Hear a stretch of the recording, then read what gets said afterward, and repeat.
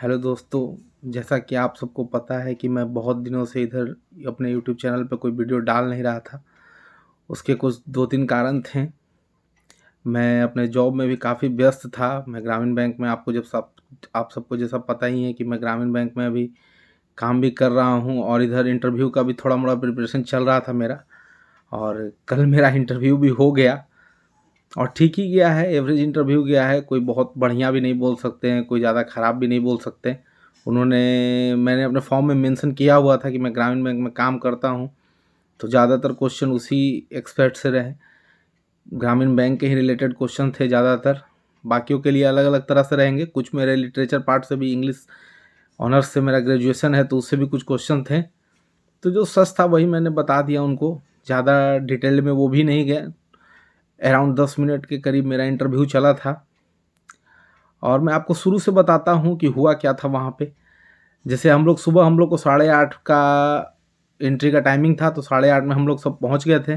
तकरीबन 9 बजे के करीब हम सबको अंदर होटल रिपब्लिक, जो कि पटना में है, वहाँ अंदर लिया गया और अंदर ले जाने के बाद हम सबको एक बड़े से हॉल में बैठा दिया गया और पैनल वाइज बारी बारी से सबको बैठाया गया और बारी बारी से बुला के आपका आइरिस, आँख वाला आइडेंटिफिकेशन, बायोमेट्रिक और डॉक्यूमेंट वेरिफिकेशन आपका हो जाएगा।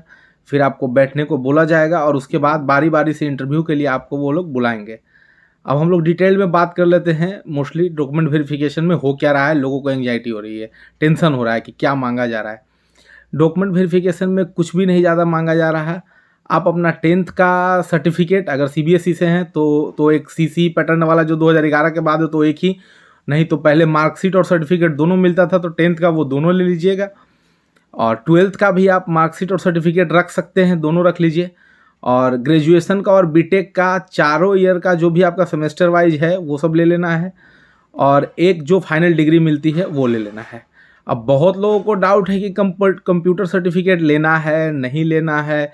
तो पटना में तो कंप्यूटर सर्टिफिकेट का कोई भी ज़रूरत नहीं है और वो ना तो किसी बंदे से मांगा गया, कहीं उसका कोई मतलब ही नहीं था। अगर आप किसी कैटेगरी से बिलोंग करते हैं तो सेंट्रल फॉर्मेट पे बने हुए, मतलब सेंट्रल वाले, स्टेट वाले फॉर्मेट पे नहीं, ओबीसी, एससी, एसटी या किसी सेंट्रल का जो फॉर्मेट होता है उस पर बना हुआ होना चाहिए उनका। अगर आप किसी डिसेबिलिटी से हैं तो उसका भी सर्टिफिकेट होता है, वो बना होना चाहिए आपका। ईडब्ल्यूएस है तो ईडब्ल्यूएस का भी सर्टिफिकेट होना चाहिए। बाकी जो यूआर कैटेगरी से बच्चे हैं उनके लिए कुछ भी ज़रूरत नहीं है, बस 10th 12th और ग्रेजुएशन का सेमेस्टर वाइज और एक फाइनल मार्कशीट होना चाहिए, फाइनल सर्टिफिकेट होना चाहिए। बाकी कुछ भी नहीं लग रहा वहाँ पे। वो लोग एक आपको फॉर्म देंगे पहले जाते ही, जैसे यहाँ nodal bank union bank of India था तो उसी को कुछ भरना होगा, अपना डिटेल्स डालना होगा आपको और सब एक एक कॉपी ही लगेगा, कुछ ज़्यादा नहीं लगेगा। सब चीज़ का एक एक फ़ोटो कॉपी लगेगा, वो सेल्फ अटेस्टेड आपको रखना है। तो ज़्यादा टेंशन लेने की बात है नहीं, कुछ भी सेल्फ अटेस्टेड करके एक एक कॉपी आप अपना फ़ोटो कॉपी करा के पहले से ही रख लीजिएगा और आपके लिए सहूलियत होगा कि आप 10th का, फिर 12th का और फिर ग्रेजुएशन का रख लीजिएगा, चूँकि इसी ऑर्डर में वहाँ मांगा जाएगा और इसी ऑर्डर में आपको दिखाना भी होगा। बहुत ही स्मूथली हो जाता है, काफ़ी कोऑपरेटिव रहेंगे वो लोग, आपको कभी कोई परेशानी होगी नहीं उसमें। अब उसके बाद इंटरव्यू पे आ जाते हैं कि इंटरव्यू मेरा रहा कैसा। मेरा पैनल 5 में इंटरव्यू था और मुझे तकरीबन डॉक्यूमेंट वेरिफिकेशन होते होते मेरा नंबर आते आते 12:30 के अराउंड हो गया। टाइम बहुत लग रहा था। 12:30 के अराउंड मेरा जब इंटरव्यू आया तो मैं अंदर गया। सबसे पहले जाते ही आपको टाइमिंग के अनुसार से ग्रीट कर देना है। गुड मॉर्निंग है तो गुड मॉर्निंग, अगर 1:30 बजे के बाद वाले शिफ्ट में है तो गुड आफ्टरनून। आप अपने हिसाब से वो देख लीजिएगा, आपको ग्रीट कर देना है पहले मैम से, फिर बाद में सर लोग को भी गुड मॉर्निंग मैम या गुड आफ्टरनून मैम, फिर सर को भी ग्रीट कर देना है और आपको खड़े रहना है। वो लोग बैठने के लिए बोलेंगे, जैसा मुझे भी बोला गया था बैठने के लिए बोले तो मैं बैठ गया।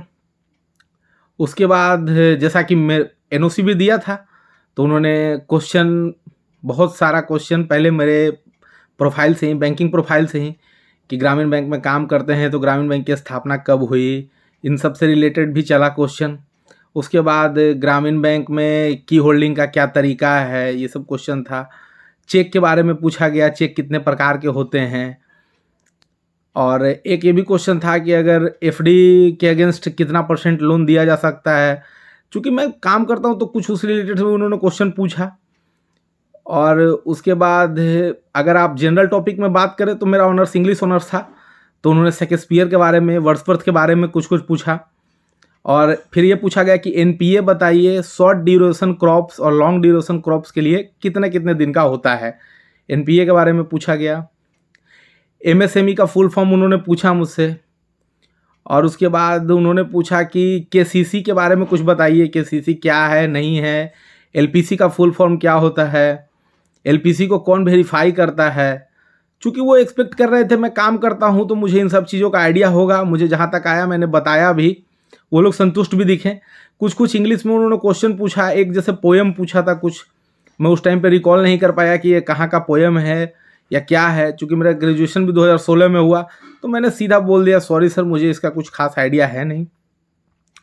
और उनको भी ज़्यादा दिक्कत नहीं हुआ, जो बात था उन्होंने बोला। और 10-12 मिनट मेरा इंटरव्यू चला था। उसके बाद उन्होंने बोला okay Vivek ji thank you, और फिर मैं भी thank you madam, thank you sir करके वहाँ से चल दिया। तो आपको ज़्यादा टेंस होने की कोई ज़रूरत है नहीं कि क्या हो रहा है नहीं हो रहा है, बहुत स्मूथली आपका प्रोसेस होगा। जो भी टाइम लगेगा आपके डॉक्यूमेंट वेरिफिकेशन में लगेगा, उसके बाद से आपको तुरंत इंटरव्यू के लिए कॉल आएगा आधे घंटे में, और उसके बाद आपको इंटरव्यू करके 10-15 मिनट में आपको घर लौट जाना है। इंटरव्यू देने के बाद रुकने की कोई ज़रूरत नहीं है, आप घर जा सकते हैं और hope for the best result का इंतज़ार करना है आपको, जो कि रिजल्ट एक्सपेक्टेड है 1 अप्रैल को ही आता है, तो 1 अप्रैल को ही आएगा।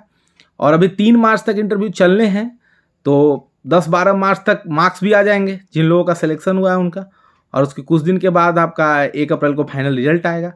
तो इंतज़ार कीजिए, और बाकी तो टेंशन लेने की कोई ज़रूरत है नहीं, आराम से जाइए और इंटरव्यू दीजिए, और होप फॉर बेस्ट, सबका सिलेक्शन हो, यही चाहते हैं हम भी, यही हर कोई चाहता है। और बाकी वीडियो तो आती रहेगी चैनल पे। अभी थोड़ा कुछ डिले हो गया था, मैं भी कुछ व्यस्त था अपने काम में भी और इधर भी इंटरव्यू को लेके भी, लेकिन अब कंटिन्यू वीडियो डालने का मैं प्रयास तो करूँगा ही। चलिए धन्यवाद।